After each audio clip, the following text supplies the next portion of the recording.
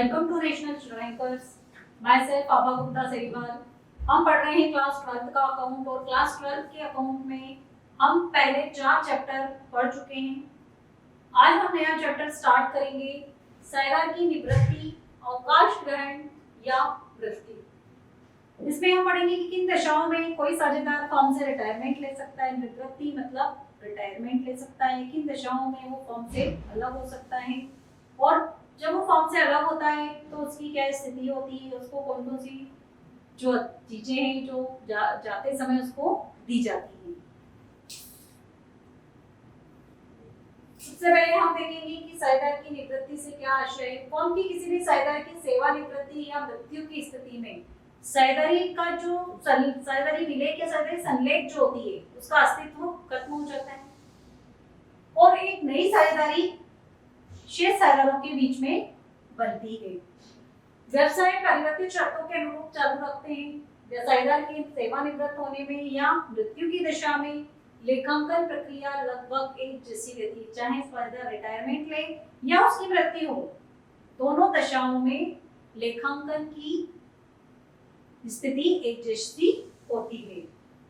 दोनों ही स्थितियों में ख्याति परिसंपत्तियों और दायित्वों का पुनर्मूल्यांकन किया जाता है। जैसे कि नए साझेदार के प्रवेश के समय हमने संपत्ति और दायित्वों का पुनर्मूल्यांकन किया था, उसी तरह से जब कोई साझेदार अवकाश ग्रहण करता है या उसकी मृत्यु होती है तब भी हमें क्या करना है, संपत्ति और दायित्वों का पुनर्मूल्यांकन करना है और उससे संबंधित लाभ और हानियों को सभी साझेदारों में बांटना जरूरी होता है और ये किस हिसाब से होता है, उनके लाभ विभाजन के अनुपात में। अब देखिए आप साझेदार की निवृत्ति या अवकाश ग्रहण से आशय। साझेदार का निवर्तन, निवृत्ति, अवकाश ग्रहण और अलग होना, पृथक होना मतलब अलग होना, एक ही अर्थ है। इन सबका एक ही मीनिंग होता है। जैसे किसी फर्म में किसी साझेदार को आवश्यकता पड़ने पर प्रवेश दिया जाता है। जब फर्म को जरूरत होती है पूंजी की तो क्या करती है, साझेदार को प्रवेश दे देती है। तो यह भी संभव है कि जब किसी फर्म में कार्यरत साझेदार को किसी कारणवश निवृत्ति भी दी जा सकती है। जैसे कोई एबीसी पार्टनर है, आप सी फर्म में काम करना नहीं चाहता है किसी कारणवश, तो फर्म उसको रिटायरमेंट दे सकती है, उसको निवृत्ति दे सकती है। साझेदार द्वारा फर्म से संबंध पृथक करने की क्रिया ही अवकाश ग्रहण या निवृत्ति कहलाती है। अवकाश ग्रहण या निवृत्ति में क्या होता है, साझेदार का फर्म से संबंध हट जाता है, टूट जाता है, ये साझेदार की निवृत्ति कहलाती है। अब हम पढ़ेंगे कि किसी भी साझेदार की निवृत्ति किन कारणों से होती है, वो क्या कारण हैं जिन कारणों से कोई साझेदार फर्म से अपने संबंध विच्छेद कर लेता है। नंबर 1, भारतीय साझेदारी अधिनियम की अनुसार कोई भी साझेदार अभी जो बाकी बचे हुए साझेदार हैं उनकी अनुमति से फर्म से अलग हो सकता है। इसके कारण अस्वस्थता या वृद्धावस्था के कारण, जब वो वृद्ध हो जाए, काम करने के लायक ना हो या अस्वस्थ हो जाए, तो कोई बीमारी ऐसी हो जाए जिसकी वजह से वो फर्म में काम नहीं कर पा रहा हो, तो वो फर्म से रिटायरमेंट ले सकता है। अन्य साझेदारों से मतभेद की स्थिति में हो सकता है कि जो अन्य साझेदार है उससे उसके कुछ मतभेद हो गए हों और वो उनके साथ काम नहीं करना चाहता है, तो ऐसी दशा में भी वो फर्म से अलग हो सकता है। फर्म द्वारा निरंतर हानि उठाने पर, अगर फर्म का व्यवसाय लगातार हानि में जा रहा है तो ऐसी दशा में ऐसी फर्म से अवकाश ग्रहण कर लेना ही बेहतर समझता है वो।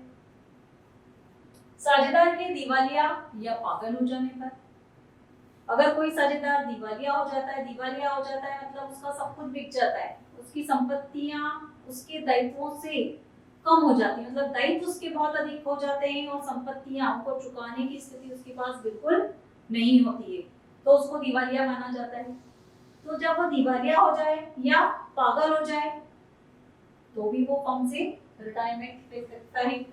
फर्म के अन्य साझेदारों द्वारा कानून सम्मत कार्य नहीं करने पर, मान लीजिए कि जो फर्म के बाकी साझेदार हैं वो अवैध व्यवसाय करते हो, कानून की दृष्टि में जो उचित ना हो, ऐसा कोई काम कर रहे हो और वो इसके लिए सहमत नहीं हो तो भी वो फर्म से रिटायरमेंट ले सकता है। इसके बाद साझेदार द्वारा शहर अथवा देश स्थायी रूप से छोड़ने पर, अगर मान लीजिए कि वो एक शहर से दूसरे शहर में रहने जा रहा है, उस शहर में रहना ही नहीं चाहता है, तो फिर वो फर्म में भी अपना हिस्सा बना के नहीं रख पाएगा, तो ऐसी दशा में वो फर्म से रिटायरमेंट लेना उचित समझता है। साझेदार देशद्रोही घोषित होने पर, अगर कोई साझेदार देश के विरुद्ध कार्य करता है, उसको देशद्रोही साबित कर दिया जाता है, तो ऐसी दशा में वो फर्म से अलग हो जाता है। साझेदार की असमर्थता के कारण, किसी कारण से वो काम करने के अयोग्य हो जाए, असमर्थ हो जाए वो, तो वो फर्म से रिटायरमेंट ले सकता है। साझेदार को अन्य व्यापार में जाने की इच्छा, कभी कभी साझेदार को क्या होता है, एक व्यापार को छोड़कर किसी दूसरे व्यापार को करने की इच्छा हो जाती है कि भाई अब मुझे तो ये व्यापार नहीं जम रहा है, तो मैं किसी दूसरे व्यापार में अपना हिस्सा ले लेता हूँ, तो ऐसी दशा में वो पुराने फर्म को छोड़कर जा सकता है।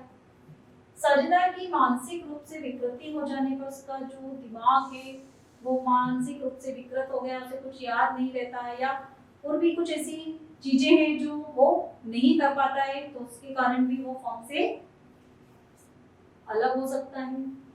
और सबसे लास्ट कंडीशन है, जब वो खुद का ही कोई व्यापार कर लेता है, उसे फर्म के साथ व्यापार नहीं करना, उसने अपना व्यापार खोल लिया, तो ऐसी दशा में भी वो फर्म से रिटायरमेंट ले सकता है। तो ये सब दशाएं थी किसी भी साझेदार की फर्म से निवृत्त होने की। इन किसी भी दशाओं में से एक दशा पूरी होने पर सभी साझेदारों की सहमति से वो फर्म से रिटायरमेंट या निवृत्ति ले सकता है। अभी तो हमने पढ़ा कि साझेदार की निवृत्ति ले या रिटायरमेंट, अवकाश ग्रहण, मतलब वो स्वेच्छा से लेता है। लेकिन अब हम पढ़ेंगे साझेदार का निष्कासन या निकाला जाना। साझेदार को फर्म से हटाया भी जा सकता है। इसके लिए भारतीय साझेदारी अधिनियम में कुछ प्रावधान किए गए हैं। देखो, भारतीय साझेदारी अधिनियम 1932 की धारा 33 की उपधारा 1 के अनुसार अगर कोई साझेदार साझेदारी अनुबंध के विरुद्ध कार्य करता है, उसका उल्लंघन करता है, जानबूझकर लापरवाही करता है और उसके कारण फर्म को भारी हानि उठाना पड़ती है, तो ऐसी दशा में फर्म क्या करेगी, शेष साझेदारों की अनुमति से, बहुमत से उसे लिखित नोटिस देकर फर्म से निकाल देगी। लेकिन इस बात का भी ध्यान रखना है कि जिस साझेदार को निकाला जा रहा है, उस साझेदार को निकाला जाना फर्म के हित में होना चाहिए।